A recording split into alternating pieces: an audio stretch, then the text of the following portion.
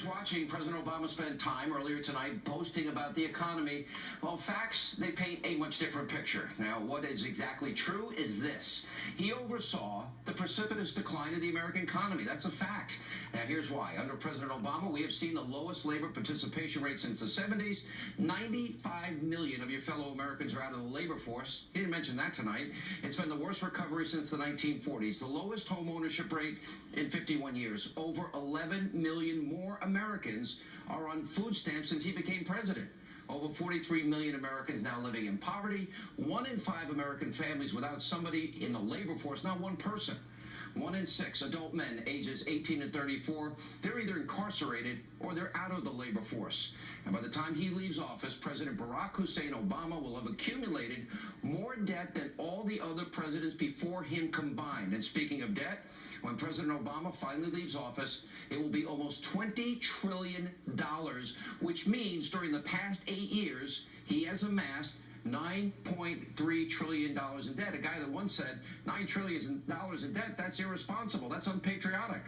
Then, of course, there's President Obama's assault on the business community through his burdensome regulations. Now, get this. The estimated cost of regulations under Obama, look at that number, a staggering $873 billion.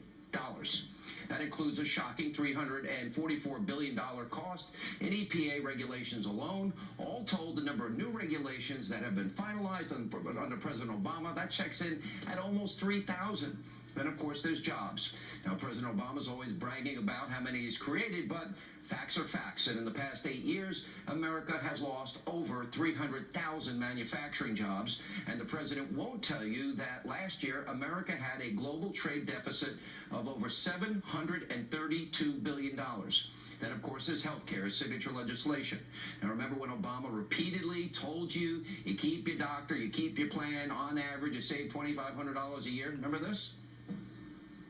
No matter how we reform health care, we will keep this promise to the American people. If you like your doctor, you will be able to keep your doctor, period. If you like your health care plan, you'll be able to keep your health care plan, period. Millions of people lost their doctors, they lost their plans, and that is the start of the Obamacare disaster. This year, Obamacare premiums are exploding by 25% on average. In Arizona, they're jumping by a stunning 116%. But the misery doesn't end there. Now, remember when Obama said that the average American family would save $2,500 a year on health care? The exact opposite has happened. According to the Kaiser Family Foundation, the increase in health care costs for employer-sponsored benefits since 2008 is now $5,462.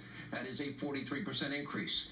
Now, deductibles are so high that many of you can't even afford to use your plan. They're essentially useless to you. Now, choice in healthcare providers is also evaporating. In states like Alabama, Alaska, Oklahoma, South Carolina, Wyoming, people buying on the exchanges, they just have a single insurer to choose from. So much for choice. And many insurers are now pulling out of the Obamacare exchanges because they're losing massive amounts of money. Now, then there's the president's failed foreign policy. Where do I start? The guy that gave Iran, the #1 state sponsor of terror, $150 billion and allows them to continue to spin their centrifuges. And, of course, he paid a ransom there. He drew a red line in the sand at Syria and Assad. Assad crossed that red line. Obama did nothing. The country is now in a vicious civil war, which has created a massive worldwide humanitarian crisis.